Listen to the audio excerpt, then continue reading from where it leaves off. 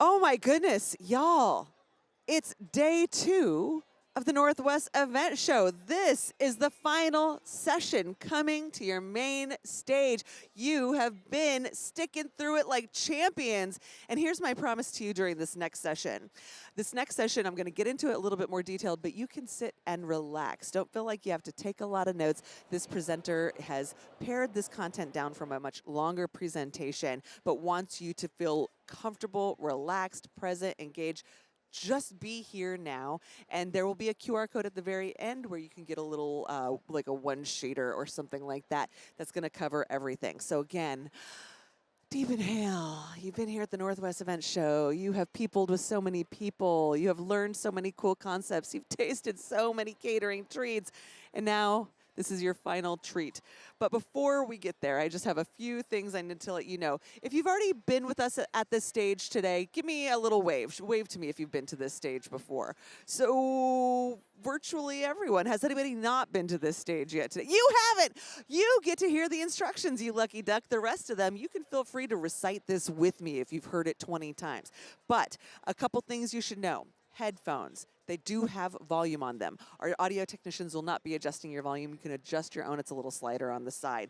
If you would like closed captioning or language interpretation services, just scan this QR code. That's Interprify. It gets you on in to this super sweet tool, easy to use. Again, you can get closed caption or language interpretation in a variety of different languages. Because everything we do well, we do in a team. I want to thank the team that has made us be fabulous and dazzling all day long. Obviously, those are our technicians. So thank you so much. You see their names right here. Audio Engineers Northwest for giving us sound. Thank you so much, Blue Danube, for giving us lights and the slides. Thank you so much to Quiet Events Headphone Experts for giving us the headphones. These vendors, these event professionals, they have booths all right around us. They're here to chat with you and talk about your events and how they can help you meet your event dreams. These are all tried and true professionals, friends, some of the best in the biz. So do meet with them if you have an event coming up. And now, with that, it is officially the time for our final presentation. And oh my gosh, we are so excited. It's called Unreasonable Hospitality. Coolest title of the day, I have to say. And here is John Elston. Thank you Take so it away, much. John. Thank you very much. Let's give a round of applause for this woman who's been here all day and just as much energy at the end as at the beginning. Thank you, guys. Awesome. Thank you for being here. I wanted to do my own bit of unreasonable hospitality with all of you, and I was going to have cocktails served to everybody and be a bit unreasonable since it's the last presentation of the day, but they wouldn't let me through the door with the cocktails. So those of you that stay after, maybe there'll be a treat. We'll see what happens. All right, let's start by a show of hands because I know we've got a great mix of suppliers and planners. Let's see a show of hand by planners. Who's here that are planners? Yes, I love it. And suppliers and anybody in between. All right, well, I'm going to come straight out and tell you that I am a supplier, and I've been a supplier, a hotel hospitality man for more than 40 years. And finally, I found my passion, getting that chance to stand up in front and talk to people about something that I have been told that I'm good at. I know that I love it, and that's part of hospitality. At the end of the day, when you can find someone to pay you for it as well, then you know you found your spot. I get to stand up here today and talk a little bit about my partner, Will Gudera. Also a show of hands by anybody heard about the book, Unreasonable Hospitality? Yes, I love it. Today's presentation is actually developed around the suppliers, so I'm glad we're a little bit the planners. We're a little bit outnumbered, and that's exactly what I was hoping. Very first slide up here, I want you all to know that whether you're a planner or you're in hospitality, we are in a very, very selfish pleasure business. Anybody know why this is such a selfish pleasure? It's hard when I can't hear you guys, so I'm just going to cut to the chase on many of these answers. The reason that we're in this selfish business is when you first start, whether you're a supplier or a hotelier, and I'm going to use myself as the example, I was a general manager, I'm embarrassed to say, for the first 10 years, I didn't even know what my purpose was because I thought my purpose in hospitality was hot food hot, cold food cold, heads in beds. I thought it was making sure that the lobby was pristine, that every employee had on their name tag. and that the food was served just at the right temperature. Until I started to listen and actually listen to the customers and the clients. And they would come, and I had a routine of spending a lot of time in the nucleus of the hotel, which is the lobby in most circumstances. And I listened to customers, and they would say, John, I actually came here for a class reunion. John, I came here for a conference. John, I came here to bereave at the loss of a family member. I came here for a big party, for my daughter's wedding. And it just kept coming at me, the emotion. Nobody told me I'm coming here because the food is hot or the cold food is cold. They were coming to celebrate. They were coming for community. They were coming to be together. That is when I realized after 10 years, and luckily I still had 30 years left, I realized that my purpose is not what I do, and neither is yours. What you do is not your purpose. Your purpose is what happens in others when you do what you do. I'm going to say that again because your purpose is not what you do. Your purpose is what happens in others when you do what you do. And we're going to talk about a lot of things today about just getting back into the analog of customer engagement. All of us, if there's no, I promise you, if I was taking the time to have each one of you tell me, do you know about AI? Some of you know a little bit about AI. Every question I know that you would have at the end is AI going to replace my job? Am I going to be able to replace other people's jobs? Here's the bottom line. Keep this statement in mind. The purpose of AI is not unreasonable hospitality. When you're a planner, you're a hotelier, you are always going to have a job in this business. Now, if you happen to partner up with AI, guess who you become? Batman. And AI is Robin, okay? Robin isn't saving Gotham City. Robin's not getting to drive the Batmobile. You're going to save hospitality, and you're going to make your customers happy when you remember what you do is make the customers feel good. I also believe that storytelling, I read an article, and then you know how when you don't see a red car when you're not looking for one, and then you start looking for a red car and you see the cars. Like, man, there's so many red cars out there. I read that the number one trait that we should be teaching all of our kids, it's not how to be a great prompter, it's not how to write programs, it's not how to sell or create software, it's not even how to start your own business. But if you can teach your kids how to tell stories, they're always going to have a place to go. So I believe in storytelling as we get through hospitality.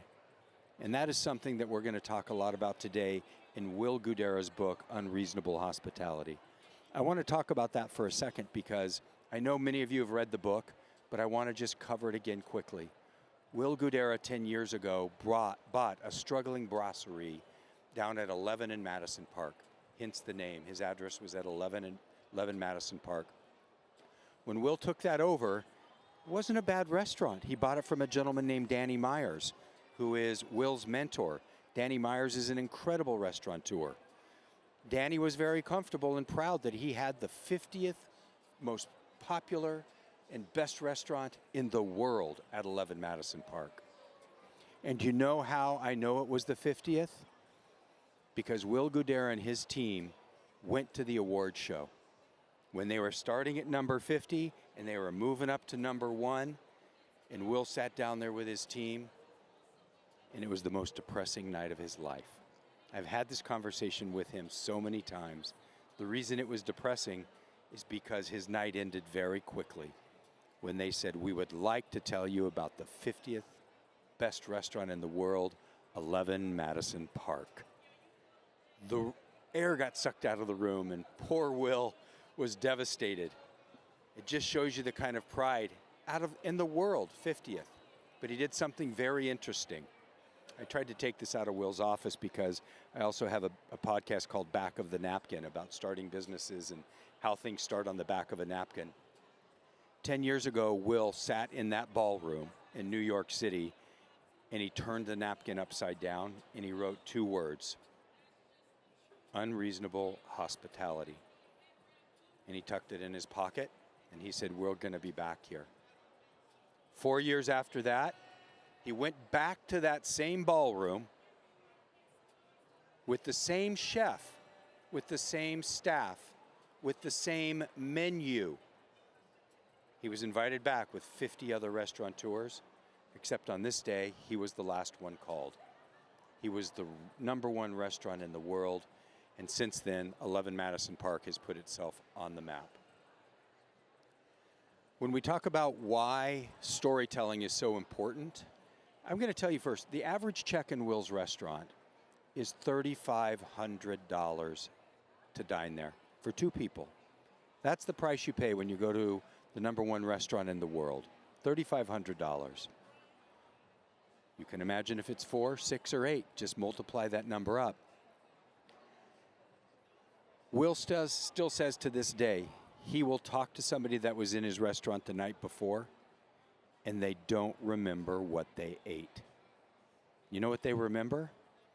They remember that they walked into the hostess stand, they checked their coat, they went and sat down, and they went through an experience full of memories and emotions and personalization.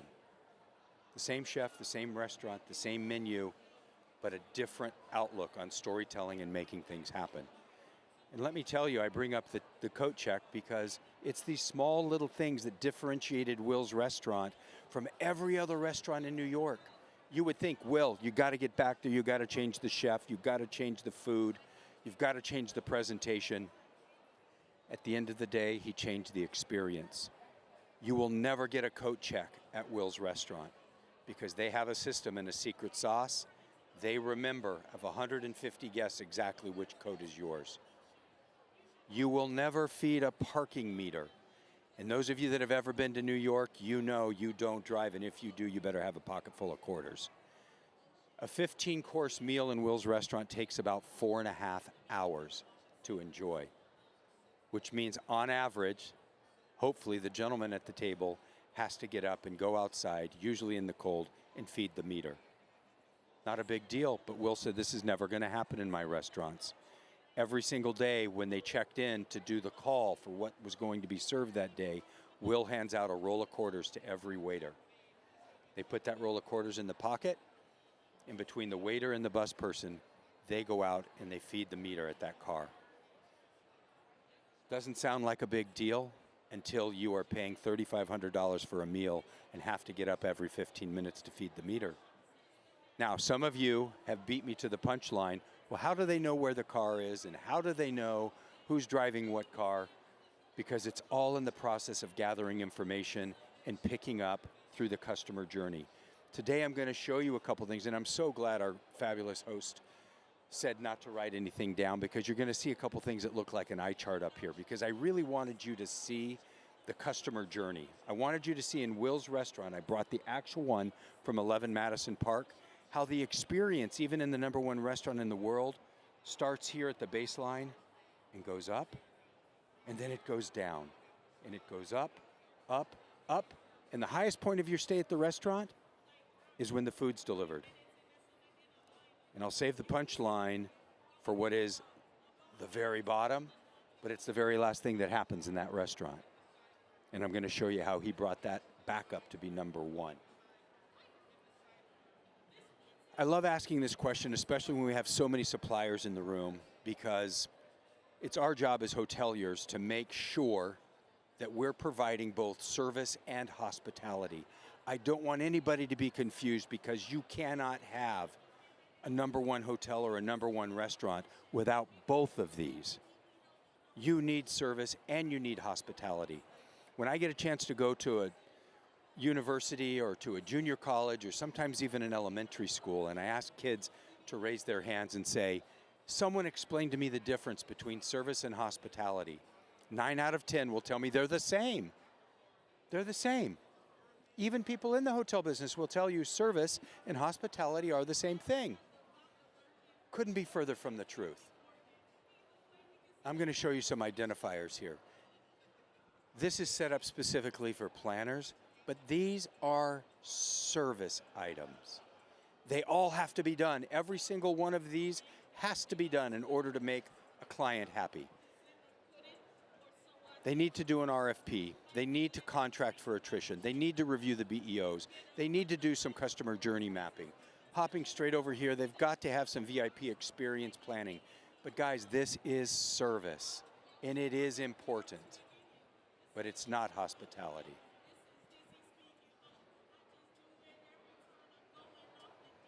This is hospitality. The exact same event focuses in on hospitality and ask that hotel to do something special during the first 5 minutes of arrival. They ask that hotel to do personal room drops. And one of my favorite, and the way that I got interchanged with Will and have so grateful for the opportunity to teach this about hospitality, was I said, Will, your unreasonable hospitality isn't just for restaurants. I promise you I can find a business, any business in the world where we can get unreasonable, but let me do hotels. And he said, give me some examples. I went right here to personal room drops. All right, this is so simple to do. And what we're doing in all of our hotels is we are big listening and we're big watching. What that means is when you walk into a room as a housekeeper and you see a pair of running shorts draped over a chair and a pair of running shoes with some sweaty or wet socks draped over the top, what do you have in that room? You have a runner. You have somebody that's going to the gym or out running. We don't do anything crazy, except we put in a trail map, a smaller bottle of water so it can fit in their shorts, and a banana. And a personal note from the housekeeper that says, tomorrow enjoy the run. Our trail out back is fantastic. All you need are 4 or 5 of these little triggers. Finding, big watching, big listening, and come up with the hospitality emotional side of things. This is the difference, and this is your takeaway. I don't expect you to remember those 10 and these 10, but just remember that service is black and white. It's a necessity. It has to happen. It has to be there. Hospitality is the color. Hospitality is technicolor. So when you're sitting in that pre-con meeting, or actually well before the pre-con meeting, when you're sitting with the EC team or your conference service person, hold them accountable for doing some unreasonable things. That's where it really starts. The first thing they're going to say is, well, that's going to probably cost you a little bit more. Be prepared to give them some examples. And you know how you're going to give them the examples? You're going to be able to take in your own mapping. These are called touch points. These touch points are going to be something I hope all of you can put to good work immediately upon turning back home. Let's see by show of hands. I'm going to just let's pick Will's restaurant. I know most of you, if any of you have not been there, but how many touch points? And a touch point is basically an interaction that the guest makes on their own, and you have a chance to intercede, or you have a chance to affect that touch point by maybe having a parallaxing website or video on a website.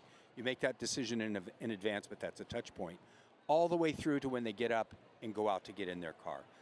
Let's put up your hands if you think there are 10 or more.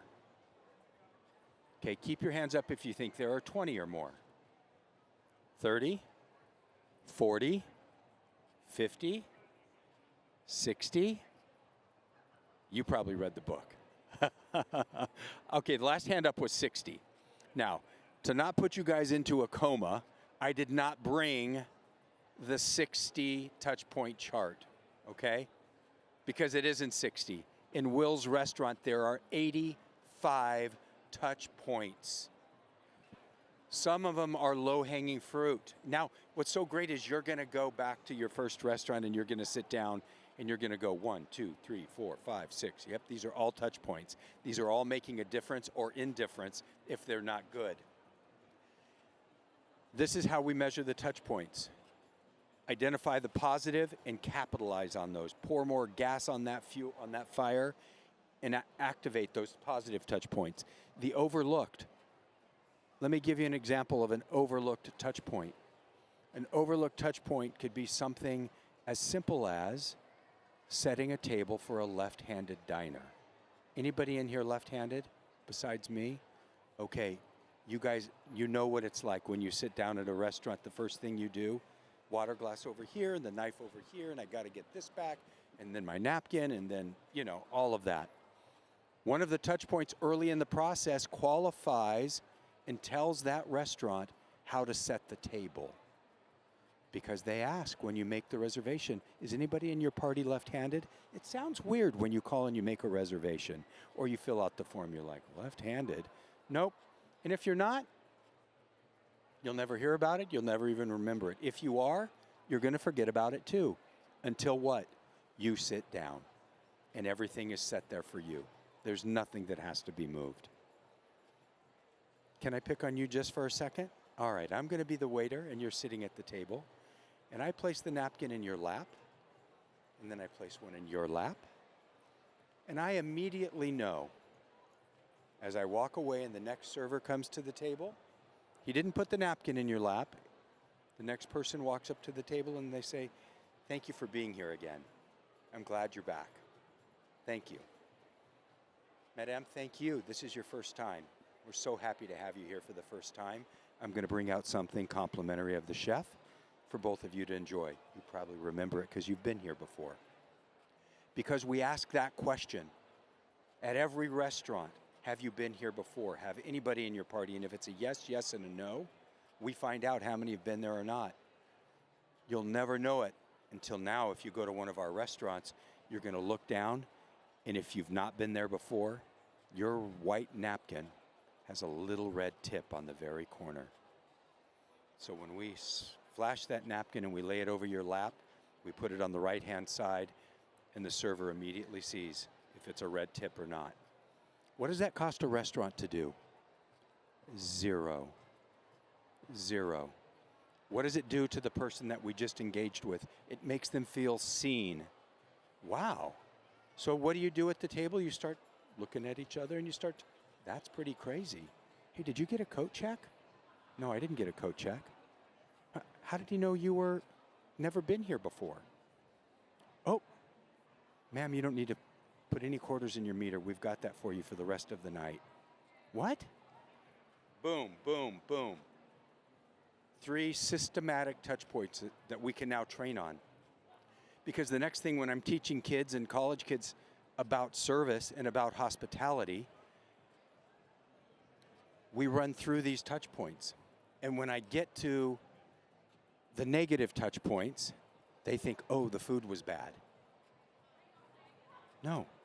What's the number one worst experience at Will's restaurant? Number one, when you get that check for $3,500, the air gets sucked out of the room. Disneyland is now closed. You now are faced with a $3,500 check. Okay? This is the map. Over here, very bottom, very last thing, Will just presented you with your check. So you're having a great time because everything above the line is fantastic. And then there's a little dip when the server says, ma'am, do you have any allergies? Is anything going to make you sick? That's horrible. But it happens everywhere because we believe we have to do that. So it's here. But then we've got to recover and bring you right back up to the top. Up and down. This is an emotional ride. But think about all of this. You're not going to remember any of these because you're still trying to figure out, how did he know? Oh, got to put quarters in the meter again? Nope, you don't have to do that. We've got that covered for you. When it came over to here, Will came up with what we all thought was the craziest idea in the world. Every single table, as the check is in this hand, in the other hand is a bottle of Louis XIII cognac, which sells for $750 a shot in New York. A little shot, $750. Thank you so much. Now I know why people don't sit in the front row. I'm so sorry. So they come up, and the waiter has the check in this hand, and he says, the restaurant is still going to be open for a couple hours. There is no rush. You stay as long as you want. Will is quickly going to offer you some cognac, and he pours a little splash in all 4 glasses, just a dash. And then he sets the bottle on the table, and he says, have as much as that as you want tonight. It's on the house. Now, you've forgotten the napkin, you've forgotten the quarters, you've forgotten the coat check, you've forgotten all of those things because you're like, that's Louis the 13th. That stuff is $7. You probably don't say that if you're going to pay $3,500 for a meal, but you're still blown away. I said, Will, you're going to get your ass kicked. They're going to drink $3,500 worth of cognac. He said, if they do, we won't do it tomorrow. It only cost me 1 bottle of cognac. And now, for 13 years, less than 1% of the people ever fill their own glass again. They're respectful, they take that cognac, and what do they talk about? The cognac. When they get up and leave and they go home and they talk to a friend the next day, how was 11 Madison Park? It was unbelievable. Oh, I heard the chef is a Michelin 3-star. Oh, yeah. What was your favorite thing you ate? I think the 4th or 5th course. Well, what was so great? Boom, boom, boom, boom, boom, boom, boom, boom, boom. Unreasonable hospitality. Now, would he be the #1 restaurant in the world without a tremendous chef? One of the best in the world? Would he be the #1 restaurant in the world without great food or a great location? No. But you know what he would be? 50th. And he'd be charging $1,800 for his meals instead of $3,500 for his meals. This is transferable. I absolutely promise you. And one of the funnest things, I was just talking to Sharon, who's here with us in the audience today, about how much fun we're going to have, her and I, going out and sitting with planners, sitting with hoteliers, and developing these maps for you. You can do it on your own. And I have several templates, but it is so fun to get in and create and talk about. The first time you show up in a general manager's office or a catering office with your own journey points, they're going to say, oh boy. And then you know what's going to happen? All of their staff is going to start to make more tips. Their TripAdvisor scores are going to start to go up. They're going to start to give you better deals because your customers are so happy being there. So imagine, now, I brought the condensed version because in Will's restaurant there are 85. Here, this lady back here in the back, she said 60, and there are 60 here that go up and down. Will's restaurant is 85. Can you imagine what a full-service hotel would have if you went detail by detail? Up to 120 opportunities, okay? Not problems, not challenges, but opportunities. This is where the magic happens. The very, very beginning, the very first step, the magic happens by you figuring out as a team what questions to ask. That's why all of you do surveys. With all of your clients after each event, you ask them questions so that the next time you can come together and start here by gathering that information. Food is served as #1. It's very, very important to find out what is the creme de la creme. Can you systematize that? And the point that I got away from a little bit is people don't think you should systemize hospitality. They think it has to be magic. You should absolutely systematize and train on every single one of these things that you're putting on this customer map, on this journey. You need to systematize it. And the reason for that is that's called training. If you don't train the waiter to put the napkin in the right way so that you can see the red tag, if you don't train them to get the information to run down and get the car and put the meters in, then you failed. It will not work. I already shared with you the very last part of that. I want to now go into a couple things here because I want your mind, when you leave here, I want you thinking, and I've given away most of the secrets here. The parking meter, this is another important one here. Thank you. 85% of Will's clients at 11 Madison Park have kids at home. And when he realized people were rushing through a 15-course meal for one reason, they had to get home to the sitter, he created something really important. And that was a special gift for the sitter with part of the food from the restaurant and packaging this up to take home to the sitter.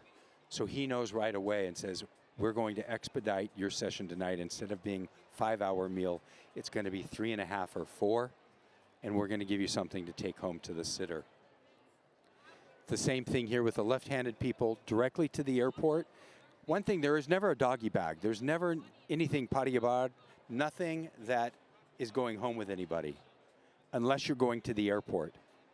If you're going to the airport, you go with the meal you are going to eat on the plane several hours after you take off.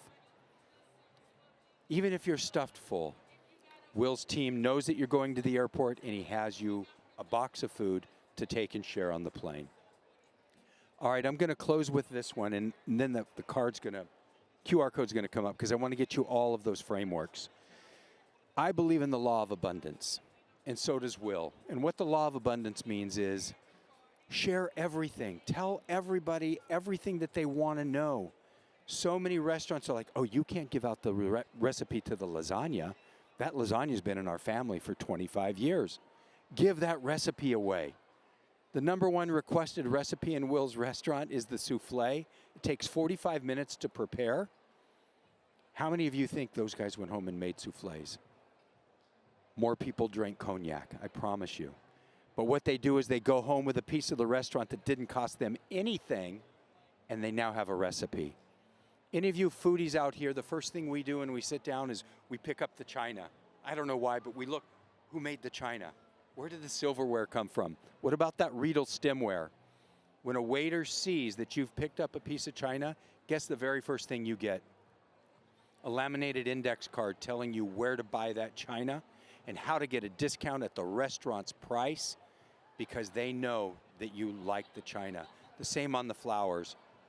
If you look at those orchids that are sitting on the table and a waiter sees you looking, you get the card from the florist that says you can buy these every Tuesday before 10 a.m.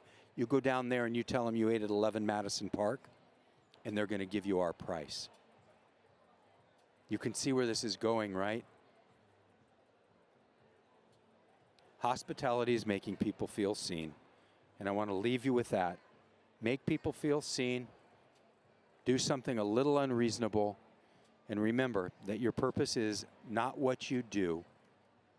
It's what you do in others that is true hospitality. Thank you very much. Appreciate you guys being here. Glad to be the last one today. Now you can go out and find something refreshing to drink. Thanks. Let's have a round of applause for John Elston. And if you've been here before, you know how we silently applaud, right? Sparkle fingers for John. Oh my goodness, y'all, we did it. This was the final presentation from the main stage, day 2 of the Northwest Event Show. Thank you so much for joining us and being here in community. We're so happy to see you, and we've enjoyed you.